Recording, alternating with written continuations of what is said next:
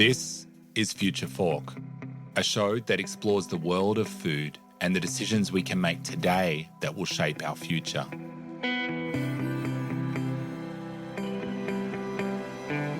On the show, you'll hear from innovators in the food space. We'll have disruptive conversations with people from around the globe who are taking the lead on topics like food sustainability, ending world hunger, food security, and so much more. I'm your host, Paul Newnham.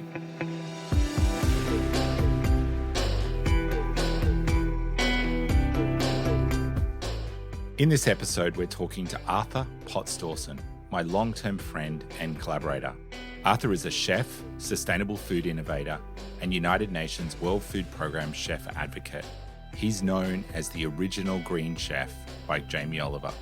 We'll explore his journey from fine dining to revolutionising sustainable food systems through innovative projects like the People's Supermarket and Feed Me Seymour.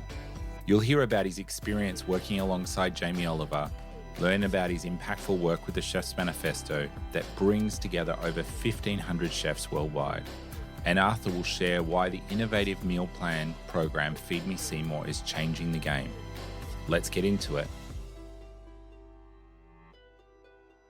Arthur, welcome to the show. Thank you, Paul. Nice to be here. Nice to see your face over here in the chilly climes of the United Kingdom. I know, it's a bit cold at the moment. It's an absolute honour to have you on this podcast. And for those who don't know you yet, can you start a little bit? Where did you find yourself in a kitchen first? How did you get into a kitchen? Where did that all start? It was a summer job, actually. I was planning on being a policeman. Funny that we should be on the River Thames here, where I actually learnt my first week of being a policeman on a riverboat launch. It was just a work experience, but I was only 16. And I basically finished my very basic education and was sent into the kitchens at Kensington Place to work with a wonderful chef called Roly Lee. And Roly Lee was the starter of many a person's career. And Roly was at Kensington Place, which just opened. It was the coolest, hippest restaurant in town. And Roly took me under his wing for the summer and got me picking spinach, 8 boxes of spinach in a day. I fell asleep picking spinach. It was so bad. I was so tired. And chopping onions and peeling carrots. And it was the beginning of my love affair with food. And Roly, after the first 6 weeks, said, okay, what next? And I said, well, I'm off to be a policeman. He said, don't be so ridiculous. You're a chef. And he saw in me that I had the passion and the drive and the commitment and the love of lemon tart to stay in the kitchens. And so he sent a wonderful letter off to Albert Roux, who he had worked with for 12 years, and said, here's a chap here that I think is going to be an addition to the food systems of the country.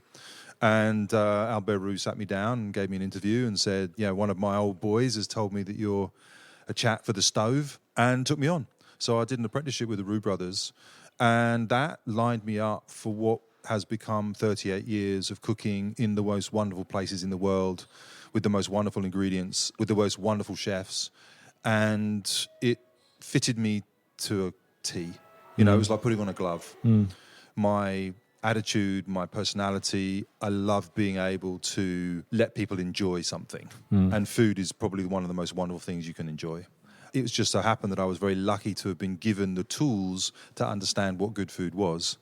And so for 10 years, I cooked French cuisine at Michelin star standard in some of the most amazing restaurants, in fact, all over the world. And then I was taken, I don't want to belittle all the other jobs I had, but that was Roly and the Roux brothers. And after 10 years, I did the Rose Grey River Cafe for 4 years. So I'm a sort of product of Roly Lee and Rose Grey, not belittling in any way Ruthie Rogers, who has been an unbelievable mentor and guidance in my career. And so 2 iconic restaurants and 2 iconic chefs I worked with for so many years and had such an unbelievable understanding of the growth of the palate, the understanding of ingredients, the seasonality, the importance of simplicity, but also complexity. So Roly and Rose, and then, of course, 20 years of my own cuisine. But I started in the kitchens by chance and got very lucky with the most unbelievable apprenticeship, probably the best apprenticeship in cuisine in the world. And everything then is a bit like the yellow brick road. It lays out in front of you. So as soon as you've done an apprenticeship, then you go and work with Pierre Kaufman, and then you go and work with some of the most just amazing chefs around the world, especially in Australia, actually. Yanni Christiasis at the Benelong Sydney Opera House, and Deep Soya up at Level 41. All of these just like chefs that very luckily took me on and taught me quite a lot of things that it's very difficult to kind of find out, which is about the personality of taste. And, these chefs, you get to understand their palate. And the palate is a very personal thing. And if you get to see it from the age of 16, 18, 20, 22, 26, 28, 30, 32, you get to experience palate. And then, of course, there's the wine industry and the cheese industry and the meat industry. And you get engaged in all of it. And it really does set you on such a pedestal of excellence that when you give back into the environment, you can only give back what it is that you've experienced. And that is about simple elegance, simply delicious, keeping it simple, but understanding the nuances and the complexities of food. So that's a very long answer to a very short question, but I got a break early on, stuck with it, and I've never turned my back on food. Amazing. And I mean, there's so many things that we could touch on in this conversation and could go on and on, but I just want to sort of skip across the surface a little bit. What led you moving into and developing the People's Supermarket, and what was that? Yeah, the People's Supermarket was a concept where it was a social enterprise that was designed to bring better food into a community.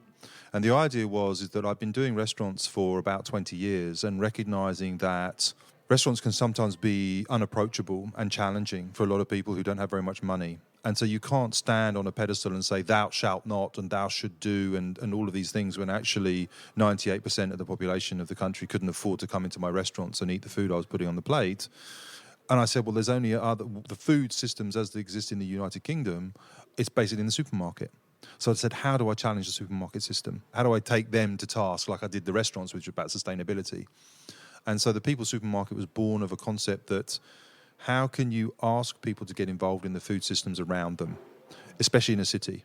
And so I found a community in Camden on Lamb's Conduit Street and recognised that if people put a little bit of their own time into an environment which they owned, then they would make decisions on where their food came from, how it was cooked. They would learn how to cook it. They would understand the price of food. And so the People's Supermarket was born of an idea that good food should be available to everybody and non-expensively. The only reason why it's particularly expensive is that there are people who commoditize food for profit. And the People's Supermarket was designed to not make a profit. It was designed to put food in people's hands, a good quality food, at low prices, because the labour of bringing the food to you in a shop was given freely.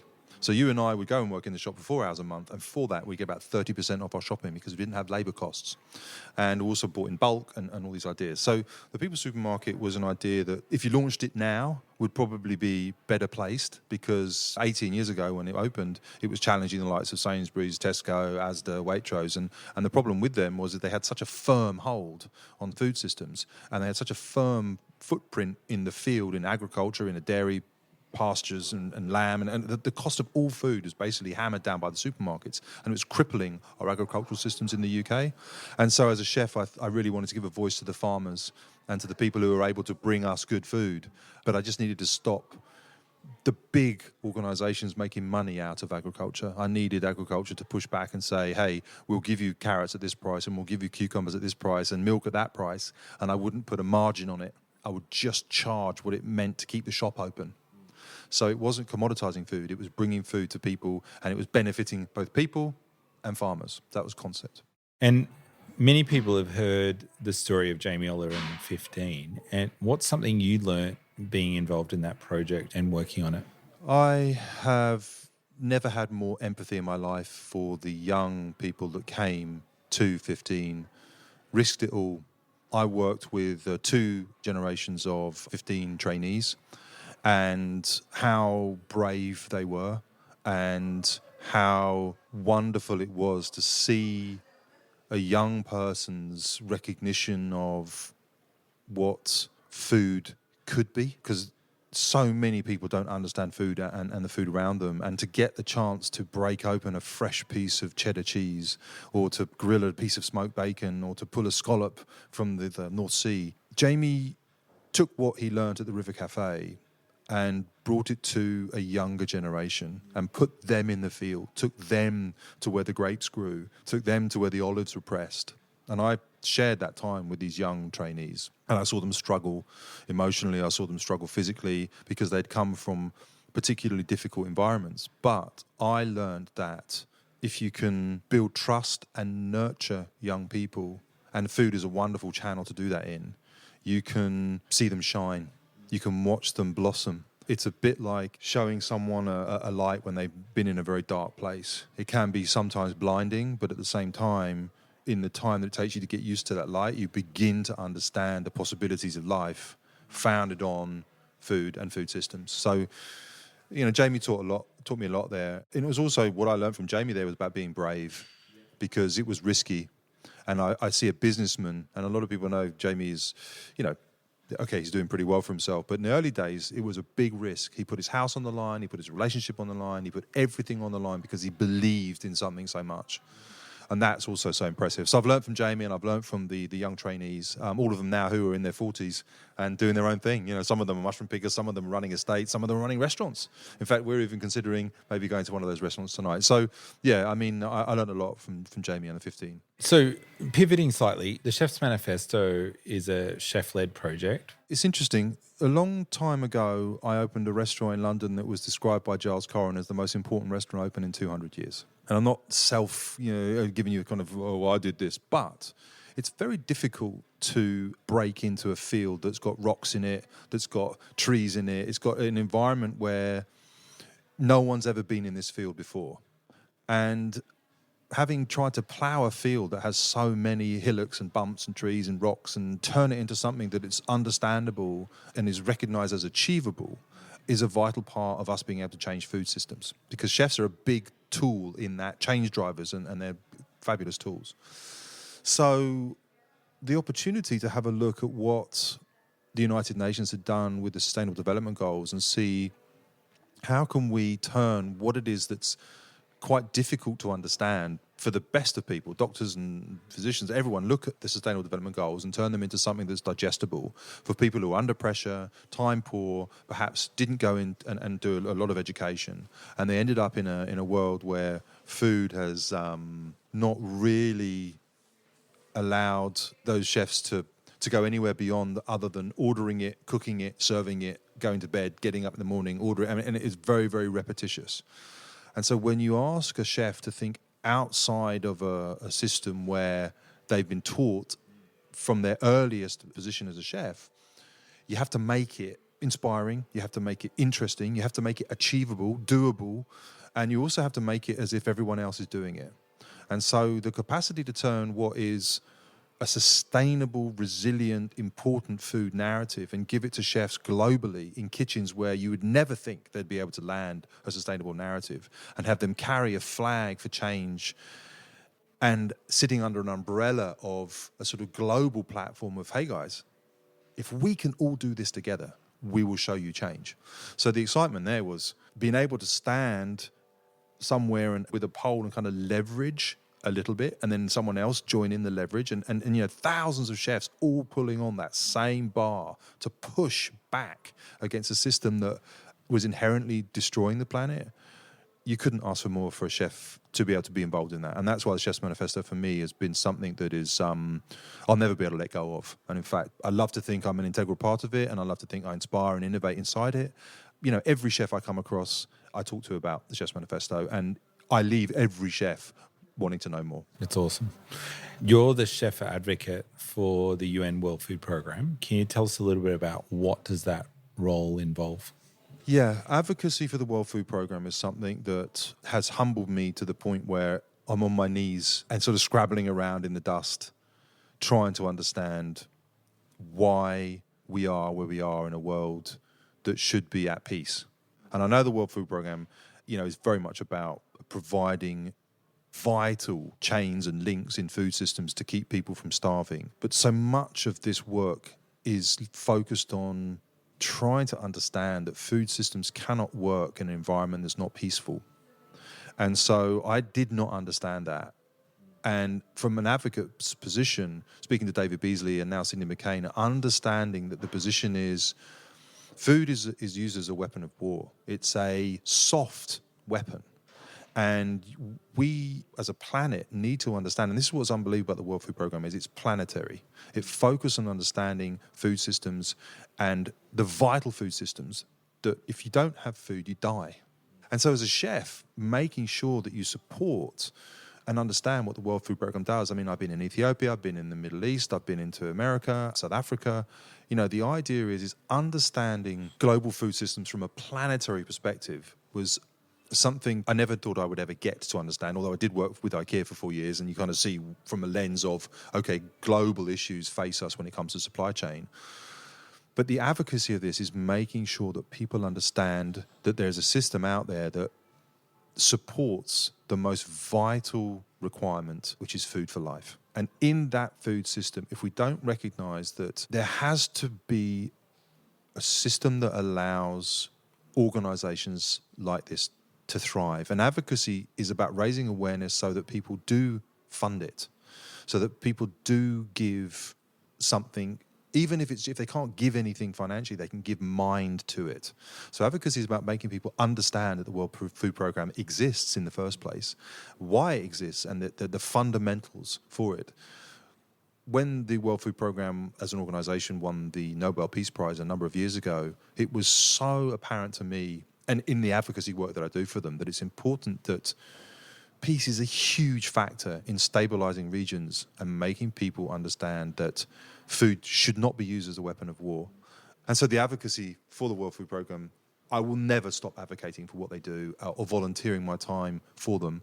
And then I learned so much from them. The school feeding programme is another massive part of what the UN World Food Programme does too. So you couldn't stop me being a chef advocate for the World Food Programme. It's the most humbling and most gratifying and the most eye-opening work I could ever do.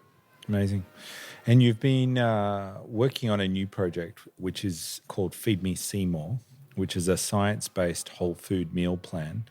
What does that actually mean? Feed Me Seymour is an unbelievable opportunity to optimize and personalize food systems. What we're able to do is achieve a food match for your body through metabolic testing, through DNA, through blood work, but generally just through a simple question and answer page on the technology. And we're able to provide you with an optimized meal plan daily at work, and it will come to home, but at the moment it's B2B, where we can serve you breakfast, lunch and dinner and all snack pantry items, which dial up to what your body needs. Now, when we talk about that, if you think of a building of 800 people, everybody in the tech platform with a caterer in the background providing 32 to 37 different types of meal for the day. Some of them are wraps, some of them are bowls, some of them are great sushi, but these big food environments for the likes of Google, Amazon, Sky, these buildings all need food in them. And all these people in these buildings don't recognize the importance of good nutrition. I mean, some of them do, but it's a relatively low percentage. What Feed Me Seymour does is allow, without much cost, for people to be, and caterers and consumers to be connected. Because at the moment, the caterer puts out the food is served on the table, people walk up to it and they go, well, I'll have that, please, without really understanding the impact that food is having on their body. Now, from a broader look at what the technology does from Feed Me Seymour is that we're able to get people to recognize what they need. We feed back to them around premenopausal, postmenopausal, thyroid conditions, testosterone balancing, sleep, stress, gut health, immunity. If you can think that 80 to 90% of your health comes through your diet, your serotonin levels, your adrenaline level, all of these points of very, very important mental health and physical health that come from your food. So what we've been able to do through artificial intelligence and very clever algorithm design is optimize every meal for every person in a food environment. So if I can give you the best meal that your body needs, not what you want, but actually what your body needs, we're still delicious, it's still cost effective, it's sustainable, it's nutritious, and it's good for the gut, then you can only upgrade in your capacity as a human. So what's really interesting about this is AI and technology are connecting with nutrition and procurement and delivering unbelievable results in people's capacity to be healthy, focused, energetic, sleep better, lose weight. Food is the answer to health. And it's so interesting that technology is delivering the answers. Amazing. It sounds like huge potential. So where do you see this going? This is a planetary concept. We take it to all big cities. Right now we've got 5 in line. We're already in New York, we're in London, we're in Cape Town. The idea is probably to get across to Hong Kong and somewhere into Europe. But this is going to be we're going to prove the concept and it's going to explode. I have to be careful about how much I say about how much I want this to grow. But we're on the cusp of probably an explosion within inside the company. And it's going to prove to be, and I think a lot of people are going to want to play catch up, is that we have to set a new default setting. And that is that everybody has to maximize the nutrition that they get from their food. We cannot go the way that we're going with the NHS is on its knees. And we're talking about just Britain alone. We're not even going to talk about America. We have got food systems that are killing people, and we need to take responsibility and act now and say to people, we understand what it is your body needs. We know the food procurement systems around you. We know that through an AI and tech, we can give you the data and outcomes from the food that you're eating, and we can tell you if it's positive or negative. Now, if you can get a world to understand that nutrition and personalized nutrition is accessible and doesn't cost anything, people are going to start eating differently. If you eat differently, then you can change food systems for the better, because from a procurement and farming angle, you can change agriculture and you can change ordering patterns. And in general, this is a revolution in an app. And I'm not saying this lightly, but if you look through my program of work I've done over the past 38, it's going to be 40 years pretty soon. I'd like to think that I'm always at that cutting edge and always challenging and always innovating and always disrupting. And I think this is a disruptive technology that's going to take the personalized, optimized nutrition world by storm. Super exciting. Well, one thing I like to always close out conversations with is a bit of a recurring question. So what's one thing that you're loving to eat at the moment? You know, I am a very simple person with simple likes. I always challenge the industry to deliver me a delicious loaf of bread. And I'm always looking for a delicious loaf of bread. And on the side of that, I'm always looking for the best made butter. So I can talk to you about white truffles, and I can talk to you about asparagus, and I can talk to you about eggs and unbelievable rolled oats from a brass roller. But on a consistent daily basis, I will eat a very, very high quality bread and a fresh, lightly salted butter. That's it. Amazing. Well, thank you so much for joining us on the show. Thanks, Paul. Nice to see you.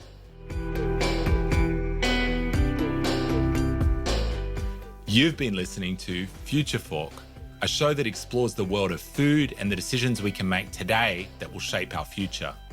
Future Fork is produced by Disruptive Consulting Solutions and supports the SDG2 Advocacy Hub.